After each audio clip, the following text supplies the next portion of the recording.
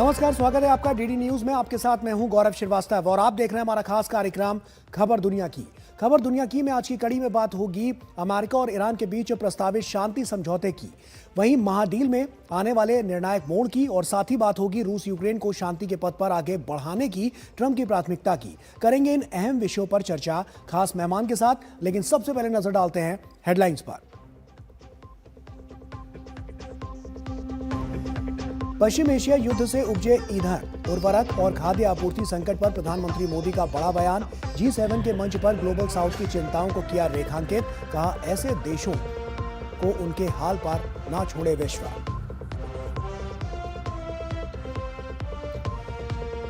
G7 शिखर सम्मेलन से इतर प्रधानमंत्री मोदी की विश्व नेताओं से मुलाकातें जारी। जर्मन चांसलर के साथ मजबूत द्विपक्षीय साझेदारी पर चर्चा। दक्षिण कोरिया के राष्ट्रपति और जापान के प्रधानमंत्री से भी बातचीत।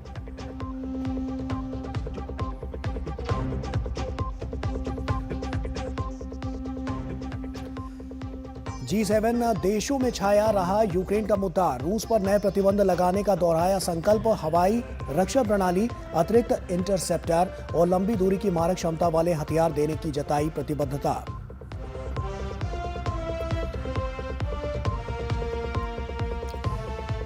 डील पर हस्ताक्षर से पहले ट्रंप की ईरान को बड़ी चेतावनी, कहा समझौता ज्ञापन कोई अंतिम समझौता नहीं, शर्तें न मानने पर फिर बरसा सकते हैं बम।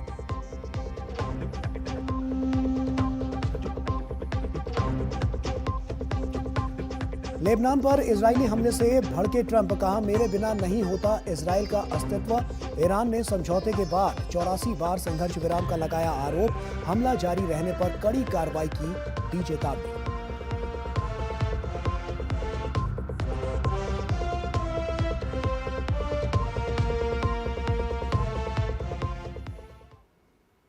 और आइए अब शुरुआत करते हैं।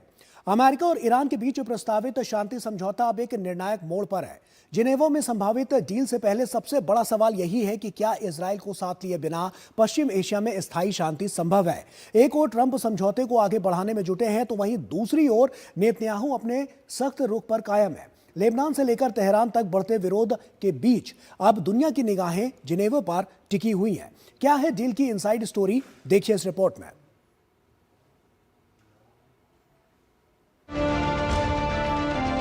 अमेरिका और ईरान के बीच शांति बहाली की बातचीत का लंबा रास्ता लगभग तय हो चुका है। अब शुक्रवार को जिनेवा में संभावित समझौते पर हस्ताक्षर होना है, लेकिन बड़ा सवाल यही है कि इजराइल को बातचीत में शामिल किए बिना क्या पश्चिम एशिया में शांति लौट पाएगी।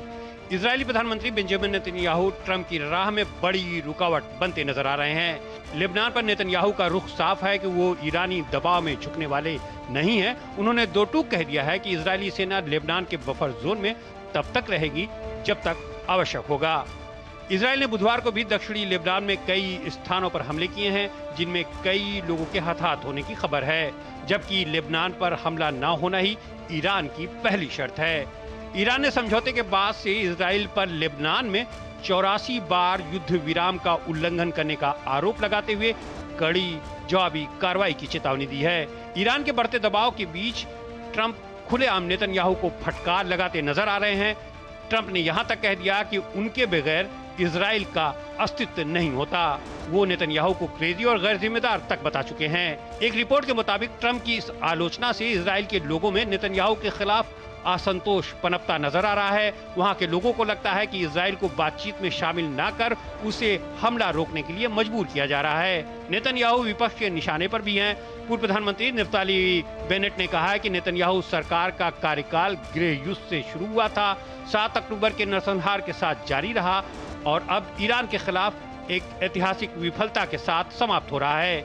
ईरान का भी एक धड़ा डील को लेकर सशंकित नजर आ रहा है। आलोचक, मुख्य वार्ताकार और संसद के अध्यक्ष मोहम्मद बाकर कालिबाफ पर आरोप लगा रहे हैं कि वो सुप्रीम लीडर मुस्तफा खामनेई द्वारा तय की गई रेड लाइन से हट रहे हैं और एक अहम रणनीतिक संपत्ति भी गंवा रहे हैं। जबकि वार्ताकार इस बात पर जोर दे रहे हैं कि समझौते को उच्च स्तर पर मंजूरी मिली हुई है और ये ईरान के राष्ट्रीय हितों की रक्षा करता है।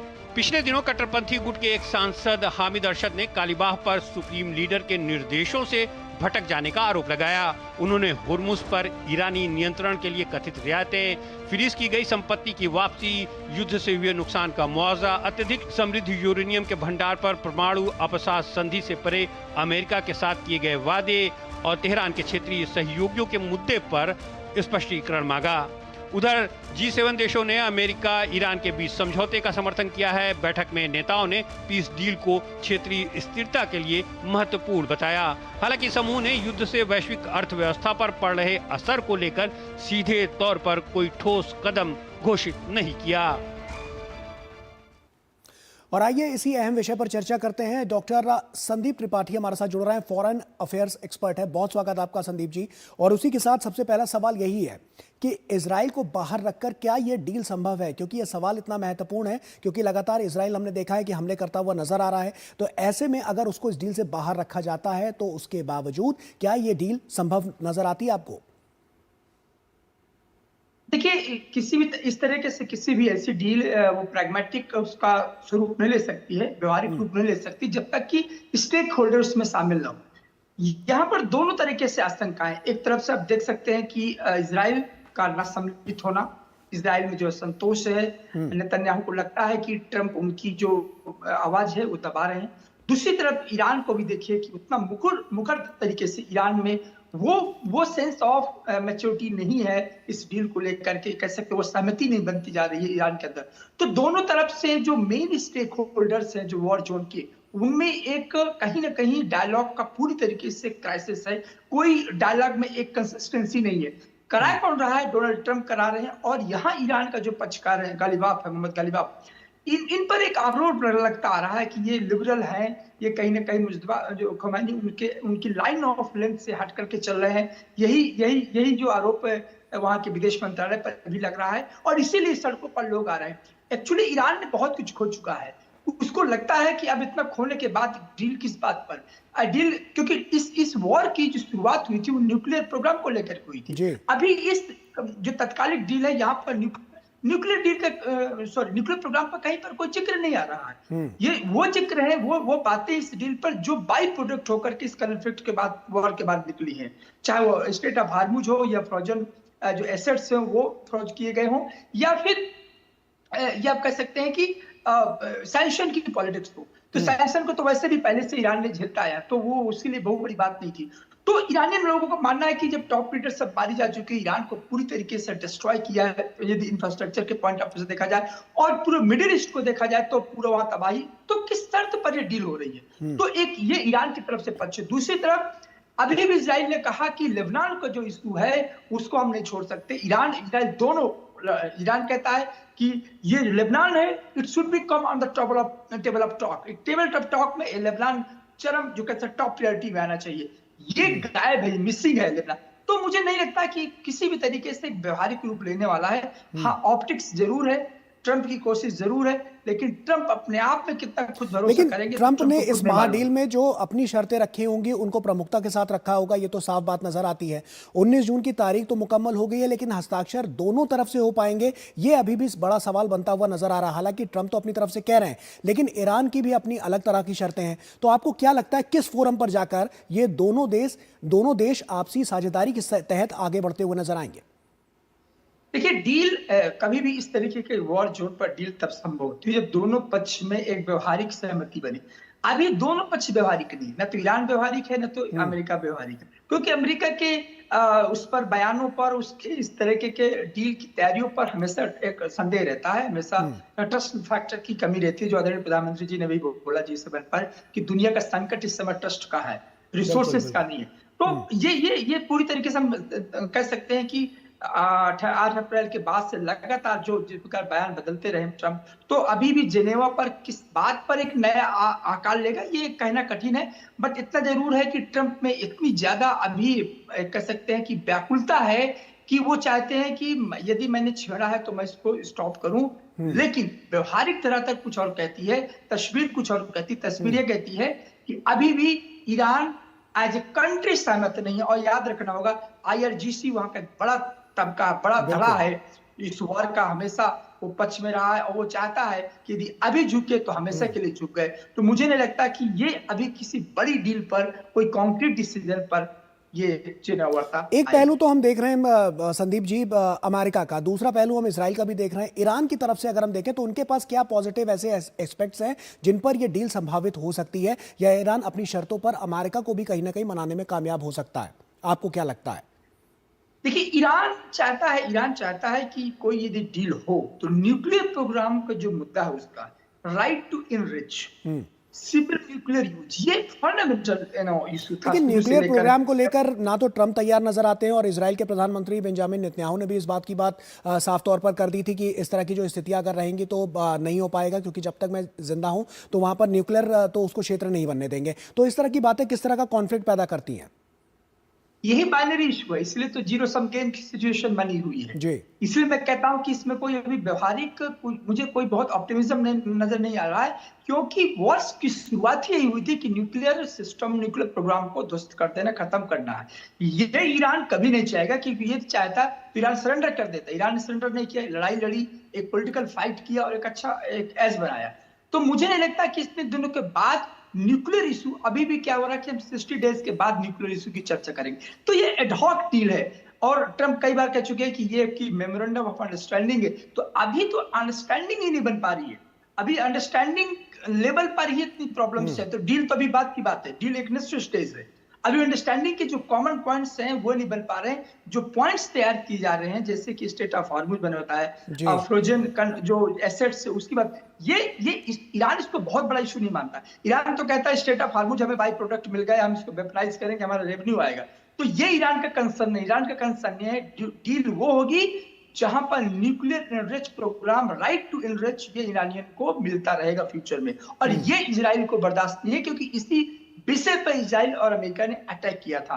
तो जिस विषय पर अटैक किया था, अमेरिका में ट्रंप क्या मुंह लेकर जाएंगे, अमेरिकन को क्या बताएंगे कि हम किस बात के लिए डील किए। तो इसलिए मैं कहता हूं ये जीरो सम गेम की सिचुएशन है, और ये कह सकते हैं कि ऑप्टिक्स बन रहा है पूरे ग्लोबल फोरम में कि डील होने वाली है, लेकिन डील के पीछे अभी भी फायर है, सीज है, सीज फायर हम कहते हैं ना, सीज, तो फायर जरूर है, सीज चल रहा है, अंदर अंदर अभी आग सुलगती नजर आ रही। बिल्कुल संदीप जी, तो ऐसे में अभी क्या हालात ऐसे ही बने रहेंगे? हालांकि ये भी दावा किया जा रहा है हॉर्मुज स्ट्रेट भी खुलता हुआ नजर आएगा, बहुत सारी चीजें, बहुत सारी संभावनाएं, पूरे दुनिया की नजरें यहाँ पर टिकी हुई हैं। तो ऐसे में अगर ये कॉन्फ्लिक्ट आगे बढ़ता है तो अभी ना कहीं अवरोध जो है वो और उत्पन्न होता हुआ नजर आएगा। क्या इस बारे में भी जो स्टैंडर्ड लेवल की जो मीटिंग हुई है अभी तक की, और जो बातचीत आगे बढ़ती हुई नजर आ रही है, तो क्या आपको लगता है क्या वो नई दिशा देती हुई नजर आएगी, या अभी भी जो कॉन्फ्लिक्ट है वो उस तरह से और ज्यादा बढ़ता हुआ नजर आएगा? बहुत पेच है, और इसीलिए ये डील को महाडील भी कहा जा रहा है कि अगर इस तरह की स्थितियां होती हैं तो आगे क्या होगा, ये बहुत जानना जरूरी बन जाता है इस वक्त। मेरे एनालिसिस ये कहता है कि ये कॉन्फ्लिक्ट और आगे अब नहीं बढ़ने वाला है, ये सिचुएशन पे जाने वाला है। जैसा रशिया यूक्रेन वॉर एक सिचुएशन पर गया, ऐसे ही ग्रेजुअली सिचुएशन पर जाएगा।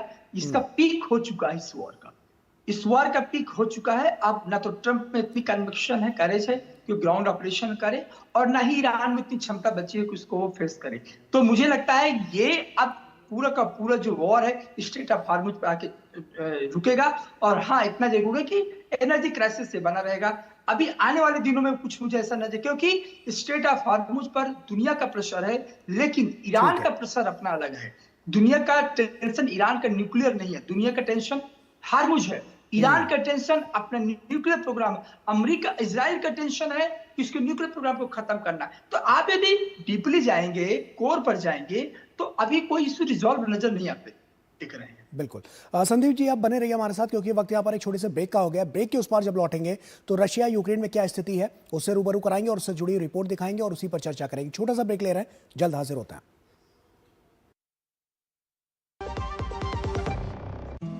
बड़ी बहू, ये तुम्हारी नाम। इतनी भी क्या जल्दी थी? अरे और छोटी, ये तुम्हारे नाम, और ये मेरी गुड़िया के नाम। पर दादी, हाँ, आपके नाम? सब कुछ मैंने बैंक, लॉकर, फिक्स डिपॉजिट सब में इन्हें ही तो नॉमिनी बनाया है। कल जब मैं ना रहूं तब पैसे मिलने में इन्हें आसानी हो।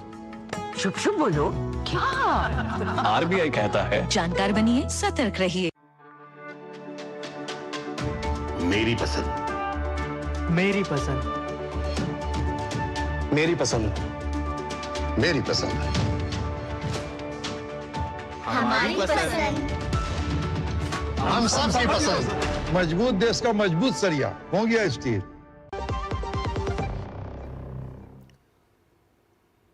ब्रेक के बाद एक बार फिर से आप सभी का स्वागत है। ईरान के साथ समझौते की दिशा में बढ़ने के बाद अब राष्ट्रपति डोनाल्ड ट्रंप की नजर रूस यूक्रेन युद्ध पर है। ट्रंप ने साफ संकेत दिया है कि उनकी अगली बड़ी प्राथमिकता यूक्रेन में शांति बहाल करना है। G7 शिखर सम्मेलन में भी युद्ध का मुद्दा छाया रहा, जहां रूस पर नए प्रतिबंधों और यूक्रेन को सैन्य सहायता बढ़ाने पर सहमति बनी। क्या इस सहमति से युद्ध की दिशा बदलती जा सकती है? क्या है हालात और क्या होगा शांति के पक्ष में नया दाव? देखिए इस रिपोर्ट में। ईरान के साथ शुरुआती समझौते के ऐलान के बाद अमेरिकी राष्ट्रपति डोनाल्ड ट्रंप की प्राथमिकता अब रूस यूक्रेन युद्ध है। ये घोषणा खुद राष्ट्रपति ट्रंप ने की है। ट्रंप ने बताया कि इस सिलसिले में उनकी यूक्रेन और रूस के राष्ट्रपतियों से बात भी हुई है। उन्होंने कहा कि अब यूक्रेन में युद्ध खत्म कराना उनका अगला बड़ा मकसद होगा। उधर फ्रांस में हो रही G7 शिखर बैठक में भी ईरान और यूक्रेन युद्ध का मुद्दा छाया रहा। ट्रंप ने दोनों पक्षों से शांति समझौते पर पहुंचने की अपील करते हुए कहा कि युद्ध खत्म करने के लिए रूस को समझौता करना चाहिए। बैठक के मेजबान फ्रांसीसी राष्ट्रपति इमैनुअल मैक्रों ने यूक्रेनी राष्ट्रपति व्लादिमीर ज़ेलेंस्की को विशेष अतिथि के रूप में आमंत्रित कर यूक्रेन मुद्दे को एजेंडे में सबसे ऊपर रखा। G7 देशों के नेताओं ने एक साझा बयान जारी कर रूस की अर्थव्यवस्था पर दबाव बढ़ाने और नए प्रतिबंध लगाने का संकल्प लिया। इसका उद्देश्य रूस को मिलने वाले वित्तीय संसाधनों को रोकना है। इसके अलावा सदस्य देशों ने हवाई रक्षा प्रणाली, अतिरिक्त इंटरसेप्टर और लंबी दूरी की मारक क्षमता वाले हथियार मुहैया कराने की भी प्रतिबद्धता दोहराई। इस बीच कनाडा के प्रधानमंत्री मार्क कार्नी ने कहा है कि यूक्रेन युद्ध को लेकर राष्ट्रपति ट्रंप ने अपने नजरिए में बदलाव करते हुए ज्यादा व्यवहारिक रुख अपनाया है, जिसे G7 के अन्य नेता भी सही मानते हैं। उधर यूक्रेनी राष्ट्रपति ज़ेलेंस्की ने कहा है कि ये बहुत जरूरी है कि दोनों पक्षों के बीच अमेरिकी मध्यस्थता में होने वाली अगले दौर की बातचीत सर्दी आने से पहले हो। वार्ता का स्थान और प्रारूप राष्ट्रपति ट्रंप द्वारा ही तय किया जाएगा।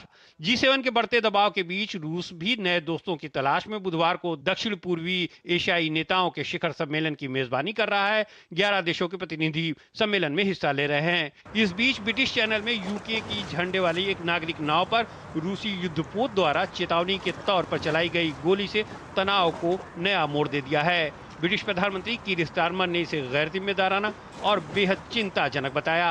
हालांकि रूसी रक्षा मंत्रालय ने मंगलवार को कहा था कि नाव के जहाज से टकराने के खतरे को देखते हुए ये कदम उठाया गया था। इसे लेकर ब्रिटिश रक्षा मंत्रालय का भी आकलन यही है कि ये चेतावनी वाला फायर ही था। शांति की संभावनाओं की तलाश के बीच रूस और यूक्रेन का एक दूसरे पर ताबड़तोड़ हमलों का सिलसिला भी जारी है। दक्षिण पूर्वी यूक्रेनी शहर ज़पोरिज़िया पर रूसी हमले में एक व्यक्ति की मौत हो गई, जबकि 7 अन्य घायल हो गए हैं और एक घर व शॉपिंग सेंटर में आग लग गई। और आइए इसी खबर पर चर्चा करते हैं। डॉक्टर संदीप त्रिपाठी लगातार हमारे साथ जुड़े हुए हैं। संदीप जी, सवाल यह है कि एक तरफ तो ट्रंप अभी ईरान से ही जूझ रहे हैं, दूसरी तरफ वो G7 में ये भी कहते हुए नजर आ रहे हैं कि आगे शांति का पक्ष रशिया और यूक्रेन वाले युद्ध में भी वो दिखाते हुए नजर आएंगे। लेकिन आपको क्या लगता है, क्योंकि प्रथम विश्व युद्ध से भी ये युद्ध आगे निकल चुका है दिनों की बात करें तो ऐसे में पुतिन की अलग अपनी धारणा है और ज़ेलेंस्की की अपनी अलग, तो ऐसे में क्या ये जो पेच है वो बढ़ता हुआ नजर आएगा और क्या ये युद्ध शांति की ओर आगे बढ़ता हुआ नजर आएगा? आपको क्या लगता है? देखिए, ये एक जो सॉलिडेरिटी देखने को मिली G7 पर, तो ये बहुत दिनों के बाद, क्योंकि एक आपस में डिवीजन हमेशा बना रहा है ये यूरोपियन कंट्री में भी यूक्रेन को लेकर के। और ट्रंप ने तो कई बार ओपनली कहा कि हम यूक्रेन को, ज़ेलेंस्की को अपना जो इकोनॉमिक असिस्टेंस बंद कर देंगे, डिफेंस सप्लाई बंद कर देंगे। बहुत दिनों बाद एक फिर तरीके से कंसेंसस बना है यूक्रेन को सपोर्ट करने के लिए। लेकिन हम जानते हैं कि यूक्रेन को सपोर्ट को लेकर के ये पहली बार नहीं, सपोर्ट शुरू से ही मिलता रहा है और अभी भी वॉर की सिचुएशन वैसी ही बनी है जैसे कि शुरुआत हुई थी। तो ये जरूर कह सकते हैं कि मुझे नहीं लगता कि ट्रंप का ये कहना कि मैं रुकवा दूंगा, ये तो थोड़ा सा मुझे लगता है कि जैसे जो एंट्री किए थे G7 तो का आई एम द बॉस, तो ये ये भी एक ऑप्टिक्स है कि रुकवाना, युद्ध वो छिड़वा सकते हैं, रुकवा नहीं सकते हैं। जैसे हमने वेस्ट एशिया में भी देखा कि उन्होंने ही फ्यूल किया युद्ध को। अब रुकवा उनके उनके बस की बात नहीं कि वो युद्ध को रुकवा दी। यही सिचुएशन यूक्रेन की है। आप याद होगा अलास्का मीटिंग हुई थी सितंबर 2025 में, उस समय भी तो युद्ध रुकवाने की बात हो रही थी। लेकिन आप व्यवहारिक स्तर पर जाना होगा और वो यहाँ पर भी जेलेंस्की को समझाना पड़ेगा कि आपको यदि युद्ध रोकना है तो फिर कुछ शर्तें रूस की वो माननी पड़ेगी। रूस का जो पुतिन का जो कोर स्ट्रेटेजिक कंसर्न यही था कि जो ईस्टर्न जो पार्ट है उसका यूक्रेन का वो उसको मिले, इसके बाद सिक्योरिटी की गारंटी मिले, क्योंकि जो ईस्टवर्ड एक्सपेंशन है नाटो का वो रुके। बहुत सारी बातें हैं जो पुतिन ने रखा था। मुझे लगता है कि वो भी ऑप्टिक्स ही रह गया, क्योंकि जब तक कोर इश्यूज को आप रिजॉल्व नहीं करते, एड्रेस नहीं करते, तब तक किसी भी तरीके का डील संभव नहीं है। और इस तरीके के इसीलिए 4 साल हो गए। आपने कहा कि फर्स्ट वर्ल्ड वॉर के बाद से इतना टाइम दुनिया में किसी वॉर नहीं देखा। वो रीजन यही है कि दोनों पक्ष में एक कंसेंसस नहीं नजर आ रहा। यही सिचुएशन आपने देखा होगा कि 2023 में जब हमास वर्सेस इजराइल हुआ था, उस युद्ध का क्या हुआ, कोई चर्चा नहीं हो रही, कोई नॉन एंडिंग नहीं है। यही सिचुएशन मेरा प्रेडिक्शन है, यही ईरान वर्सेस इजराइल का होने वाला है। क्योंकि अब ये वो वक्त नहीं आया कि कोई भी party push the button on end of कर दे। आप ऑन कर सकते हो, ऑफ करने में आपके हाथ का ये वो नहीं, आपका ये कह सकते हैं कि ये डिस्क्रिशनरी पावर नहीं है। ये दूसरे पर डिपेंड करेगा कि वो कितना सहमत है आपके शर्तों के साथ। तो एक जो एरोगेंस फैक्टर है, एक जो ये कि कंट्री को हम क्या दिखाएंगे, यही जेलेंस्की के साथ इशू है, यही पुतिन के साथ है और यही ईरान के इजराइल की। लेकिन पुतिन का टेक भी हमने हर बार देखा है साफ तौर पर, यहाँ पर अगर नजर डालें तो, कि पुतिन ने हमेशा अपनी शर्तों को आगे रखा और उन्होंने कहा कि अगर इन शर्तों में से एक भी अगर इसमें ऐसी बात होगी तो वो पीछे नहीं हटेंगे। पुतिन का साफ तौर पर कहना, कई फोरम पर हमने ये बातचीत अलग अलग तरह से देखी है। तो ऐसे में पुतिन कितना इंपॉर्टेंट रोल यहाँ पर अदा करते हुए नजर आ रहे हैं, क्योंकि जब इस तरह की कोई बात निकलकर सामने आती है, शांति का पक्ष में आगे बढ़ते हुए नजर आते हैं, तो पुतिन की वो जो अहमियत है और साफ तौर पर पुतिन जिन शर्तों पर यूक्रेन को मनाना चाहते हैं, वो कितना इंपॉर्टेंट फैक्टर इस पूरे युद्ध में साबित होती हुई नजर आ रही है। देखिए पुतिन की जो शर्तें हैं वो मैं इसलिए कई बार व्यवहारिक इसलिए कहता हूं, क्योंकि आप जो पॉलिटिकल मैप देखिए कि यूक्रेन एक क्या था, बफर स्टेट था। यूक्रेन मतलब यूक्रेन का जीतना रूस पर, इसका मतलब है कि पूरे यूरोपियन कंट्री कल की डेट में सभी आ जाएंगे रूस पर, ऐसे अटैक करेंगे और इनक्रोच करेंगे उसकी सिक्योरिटी को। तो ये रशिया को मैसेज देना बहुत जरूरी हो गया था कि ये बॉर्डर है तो इसको बॉर्डर रहने दिया जाए, यहाँ पर सिक्योरिटी इंक्रोचमेंट न किया जाए। और इसीलिए पुतिन 4 साल में उन्होंने बहुत खोया है, अपने सैनिक खोए हैं। और तो अब वो क्यों ऐसा शर्तें करेंगे, क्यों ऐसा डील करेंगे उस समय जब उसका अपर हैंड है, जब हर मामले से पुतिन वो रशिया आज की डेट में यूक्रेन के कंपैरिजन में एक अपर हैंड में रहता है हमेशा, विदाउट लूजिंग द लॉस। तो मुझे लगता है कि इसके बावजूद यदि कोई ऐसी पुतिन की कोई ऐसी मजबूरी नहीं है कि वो आकर के डील साइन कर दे अपना इतना सब कुछ गंवा जाने के बाद, वो जरूर यूक्रेन को मैसेज दे। और ये मैसेज यूक्रेन का नहीं है, ये मैसेज अदर यूरोपियन कंट्री को है कि आप जो है नेटो का पार्ट बन के रशिया के सिक्योरिटी को इंक्रोच नहीं कर सकते। नाटो ईस्ट वर्ड एक्सपेंशन ये one of the prime reason था इस वॉर को स्टार्ट करने में। और यही तो रशिया कह रहा था कि हमारे कौन स्ट्रेटेजिक जो सिक्योरिटी थ्रेट है, कौन इंश्योरेंस ले, कौन जिम्मेदारी लेगा। ठीक। तो वो इस बात की चर्चा तो कहीं नहीं है। जेलेंस्की को यह है कि युद्ध रोका जाए, तो युद्ध क्यों रोका जाए, आप क्यों पार्ट बने उस पूरे उस गेम चेंजर का कि हम रशिया के सिक्योरिटी को थ्रेट बनेंगे। तो आप इस पॉइंट ऑफ व्यू से देखेंगे तो मुझे नहीं लगता कि यहाँ पर पुतिन को कहीं एक ऐसा है कि कंप्रोमाइज की पोजीशन पर आना पड़े। चलिए, बहुत बहुत शुक्रिया आपका हमसे जुड़ने के लिए और तमाम बातचीत विस्तार से यहाँ पर हमसे करने के लिए बहुत बहुत शुक्रिया। और इसी के साथ फिलहाल इतना ही, लेकिन जाते जाते आपको कुछ और अंतर्राष्ट्रीय खबरें दिखाते हैं, तो आप इन खबरों को देखिए। हमें और हमारी पूरी टीम को दीजिए इजाजत। नमस्कार। अमेरिकी हिंद प्रशांत कमान का नाम बदलकर फिर से अमेरिकी प्रशांत कमान कर दिया गया है। अमेरिका ने इस फैसले की घोषणा करते हुए कहा कि पुराने नाम को बहाल करना कमान की गहरी ऐतिहासिक जड़ों का सम्मान करना है, जिससे प्रशांत क्षेत्र में कार्यरत सभी कर्मियों में गर्व और एकता की भावना मजबूत होगी। यह कमान मूल रूप से 1 जनवरी 1947 को तत्कालीन अमेरिकी राष्ट्रपति हैरी एस ट्रूमैन द्वारा स्थापित किया गया था। अमेरिकी प्रशांत कमान का कार्यक्षेत्र अमेरिका के पश्चिमी तट से लेकर भारत की पश्चिमी सीमा तक फैला हुआ है। ब्रिटेन के पूर्व स्वास्थ्य मंत्री वेस स्ट्रीटिंग ने कहा कि वे प्रधानमंत्री पद के लिए कीर स्टारमर को चुनौती देने के लिए अगले ही सप्ताह लेबर पार्टी के नेतृत्व के लिए चुनाव कराने को तैयार हैं। स्ट्रीटिंग का कहना है कि मौजूदा अनिश्चितता और गतिरोध को जल्द खत्म करना जरूरी है। स्ट्रीटिंग ने ये भी दावा किया है कि उन्हें नेतृत्व चुनौती शुरू करने के लिए आवश्यक 81 लेबर सांसदों का समर्थन हासिल है। वहीं G7 शिखर सम्मेलन के दौरान प्रधानमंत्री स्टारमर ने स्पष्ट किया कि अगर उनकी नेतृत्व क्षमता को चुनौती दी जाती है तो वे पूरी मजबूती से उसका मुकाबला करेंगे। भारत सरकार ने एक बार फिर मदद का हाथ बढ़ाते हुए अफगानिस्तान को आवश्यक दवाओं की बड़ी खेप भेजी है। इस सहायता के माध्यम से भारत ने अफगान जनता के स्वास्थ्य, कल्याण और राहत प्रयासों के प्रति अपने निरंतर सहयोग को दोहराया है। विदेश मंत्रालय के प्रवक्ता रणधीर जायसवाल ने इसकी जानकारी दी। उन्होंने बताया कि भारत ने 5 टन जरूरी दवाओं की खेप अफगानिस्तान भेजी है। यह नई खेप अफगानिस्तान की स्वास्थ्य सेवाओं को मजबूती देने और वहाँ की तत्काल चिकित्सा जरूरतों को पूरा करने के उद्देश्य से भेजी गई है। पाकिस्तान के अवैध कब्जे वाले कश्मीर POK में शांतिपूर्ण प्रदर्शन कर रहे लोगों के खिलाफ पाकिस्तान प्रशासन की कार्रवाई की अंतर्राष्ट्रीय स्तर पर आलोचना हो रही है। एक प्रमुख अंतर्राष्ट्रीय मानवाधिकार संगठन ने आरोप लगाया है कि 8 से 16 जून के बीच हुए दमन में एक महिला समेत 32 से अधिक नागरिकों की मौत हो गई।